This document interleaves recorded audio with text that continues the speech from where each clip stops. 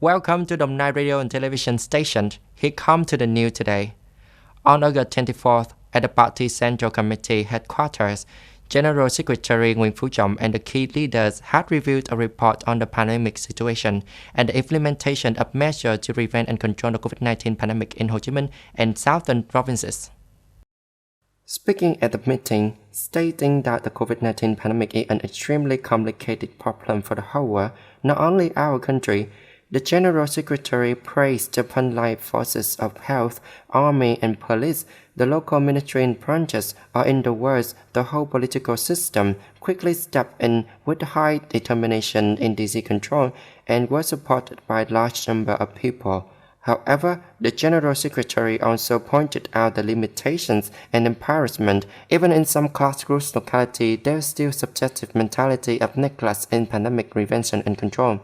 The General Secretary suggested that the government, local ministries and branches continue to proactively forecast the situation, implement synchronously, focus on unity and assign tasks to control the pandemic effectively in upcoming time.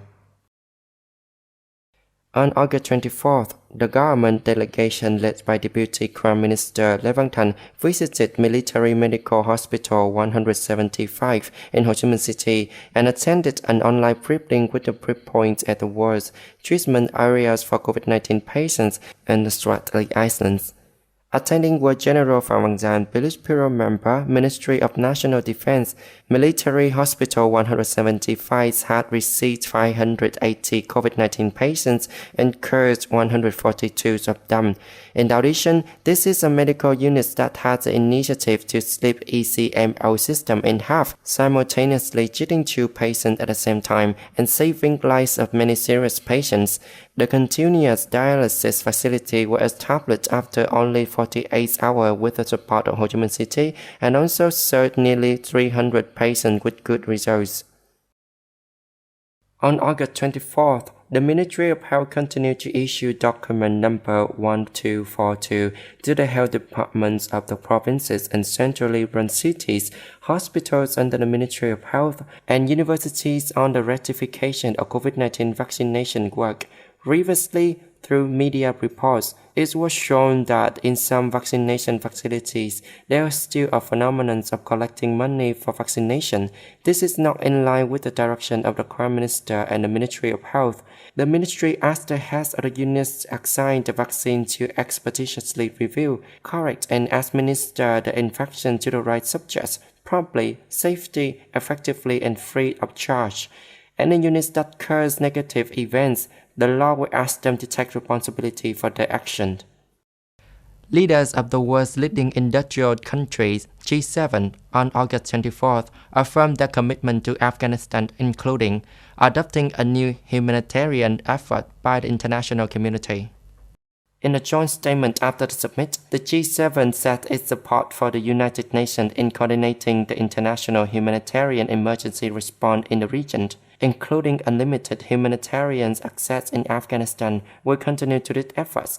British Prime Minister Boris Johnson says the G7 has agreed a roadmap to the future engagement with Taliban, but insisted the top condition for the Taliban was to ensure a safe passage for Afghans wanting to leave the country after August 31st. Mr. Johnson says that the G7 has a great economic, diplomatic, and political leverage over Taliban. The G7 summit ended without leading to an attention of the evacuation activity after the deadline at the end of August. According to the Reuters, the White House says on the same day that President Joe Biden had left open the decision to extend the evacuation and asked the Pentagon and State Department to come up with a contingency plan. However, Reuters quoted 3 officials as saying Biden would follow the Pentagon's recommendation to withdraw troops home by August 31st. Taliban spokesman Zabihullah Mujahid on August 24th emphasized the U.S. should complete the withdrawal of troops on time.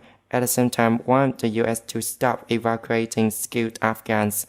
The intention of the withdrawal period is an unilateral action by the U.S. It is a breach of the agreement. We want them to withdraw on the foreigner by August 31st, and we do not want to allow Afghans to leave the country. That's what's on the news today. Thanks for watching it. Have a good time. Goodbye.